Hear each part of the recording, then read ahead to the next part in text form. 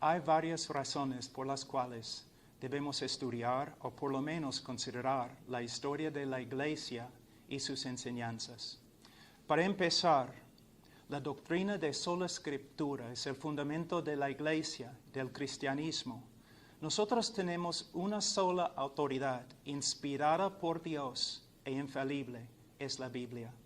Además, la Biblia fue escrita para gente como nosotros, gente común y corriente. Uno no tiene que ser experto en hebreo y griego o tener títulos de la universidad para interpretar las Escrituras.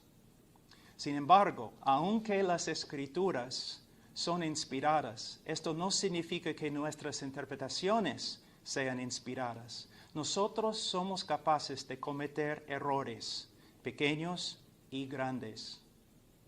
Por causa de nuestra falibilidad, uno de los principios más importantes de la hermenéutica es que siempre debemos interpretar las Escrituras y formar nuestra doctrina en el contexto de la Iglesia.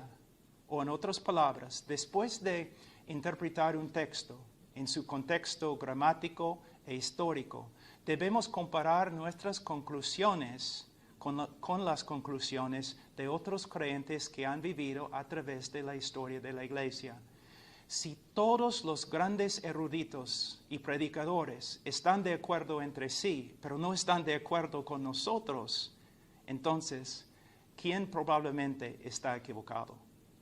Segundo, si después de interpretar un texto o formar una doctrina no consultamos con nadie, no solamente es el colmo de la arrogancia, sino también es muy peligroso. ¿Cómo sabemos que tenemos razón? Debemos darnos cuenta que así empezaron muchas sectas que tenemos en el día de hoy. O si nosotros interpretamos un texto o formar una doctrina y solamente consultamos a nuestros amigos o los que están en nuestra iglesia, todavía estamos en peligro de llegar a ser una secta. O si después de estudiar solamente consultamos los otros estudiantes de la Biblia de nuestra generación, es muy posible que todas nuestras interpretaciones están distorsionadas por la influencia de la cultura y la época en que vivimos. Pero hermanos, si nosotros después de estudiar las Escrituras, después de interpretar la Biblia, después de formar una doctrina, si estamos dispuestos a consultar a los más grandes cristianos a través de la historia de la Iglesia, el resultado será un conocimiento más amplio de la Escritura y también nosotros tendremos una seguridad más grande que estamos en línea con el cristianismo histórico.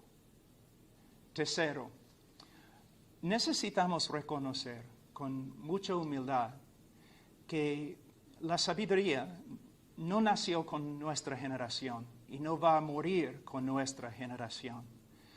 A través de los siglos de la Iglesia ha habido eruditos, hombres expertos en las Escrituras, de las cuales nosotros podemos aprender mucho. Hombres que eran expertos en griego y hebreo, expertos en la historia de la Iglesia, en la teología sistemática, hombres que dedicaron toda su vida al estudio de las Escrituras. Sería una pérdida muy grande despreciar su labor. Hay un dicho que advierte que no es necesario y no es bueno reinventar la rueda.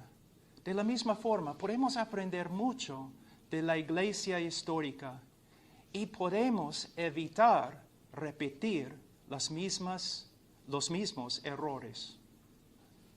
Cuarto, he escuchado a algunos hombres que creen firmemente que no debemos leer ningún libro aparte de las Escrituras.